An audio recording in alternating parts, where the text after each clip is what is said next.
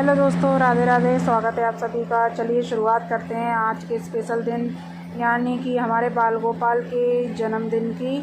तो उसके लिए ये देखिए, सुबह मैंने नहा धो के अपनी पूजा पाठ के जो बर्तन थे सबको साफ़ वगैरह करके अच्छे से अपने पूजा के मंदिर को साफ़ किया।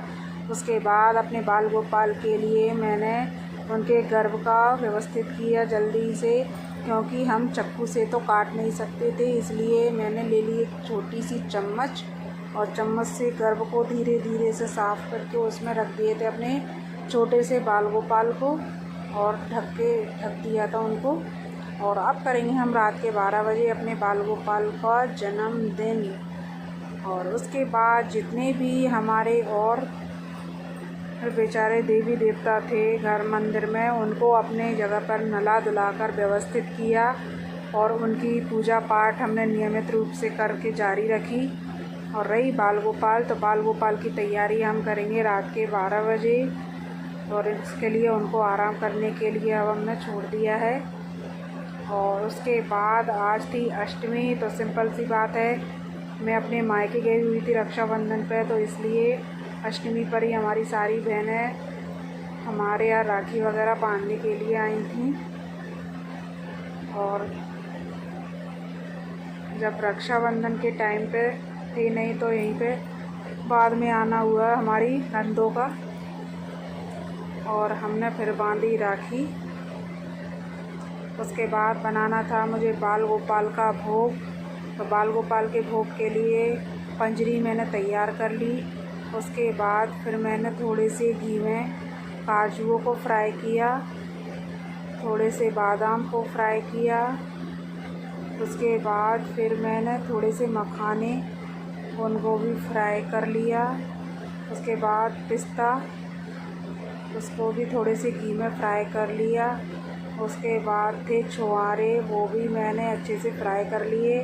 उसके बाद सभी चीज़ों को मैंने अपने ग्राइंडर में अच्छे से दरदरा पीस लिया।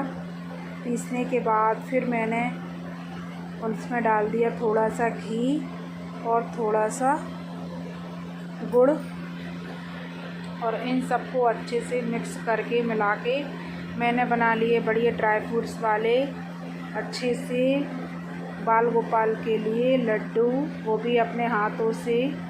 ये देखिए, और ये हो गया तैयार हमारे बाल गोपाल का भोग।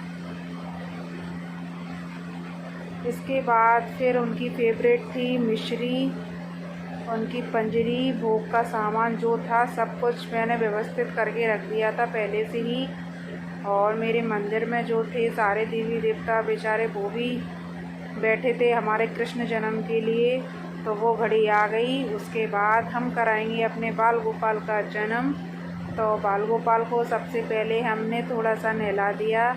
उसके बाद चन्नामृत, घी, शक्कर, दूध, दही सभी से उनको नहला धुला के बढ़िया हष्ट पुष्ट करके फिर उनको पहनाएंगे अच्छे अच्छे प्यारे प्यारे वस्त्र, इतने मुलायम मुलायम, क्योंकि गर्भावस्था के शिशु कितने मुलायम और कितने कोमल होते हैं, तो उनको बढ़िया धीमे धीमे से मैंने उनको साफ़ किया।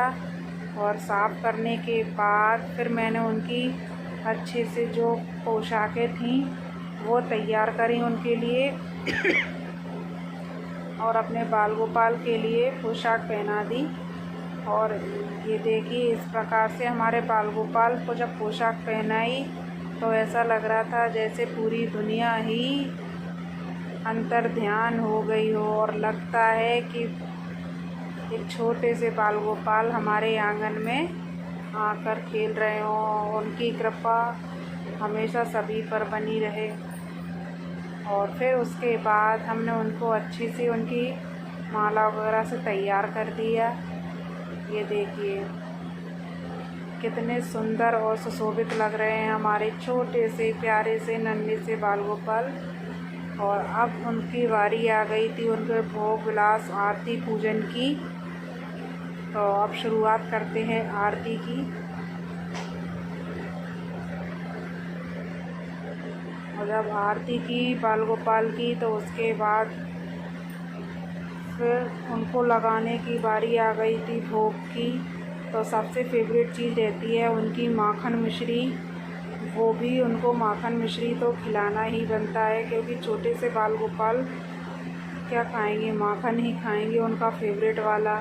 तो उनके लिए हमने रखा था माखन और मिश्री का भोग। उसके बाद फिर ये सारे अपने हाथों से बनाए हुए भोगों को भी उनको खिलाएंगी।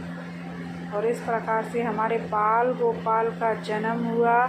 कितने सुंदर और सुशोभित लग रहे हैं, आप देख सकते हैं। और ये खिला दिया मैंने उनको माखन और मिश्री। माखन और मिश्री खिलाने के बाद उनको पिला दिया था पानी। और अब हो गए थे हमारे बाल गोपाल बिल्कुल तैयार। और ये देखिए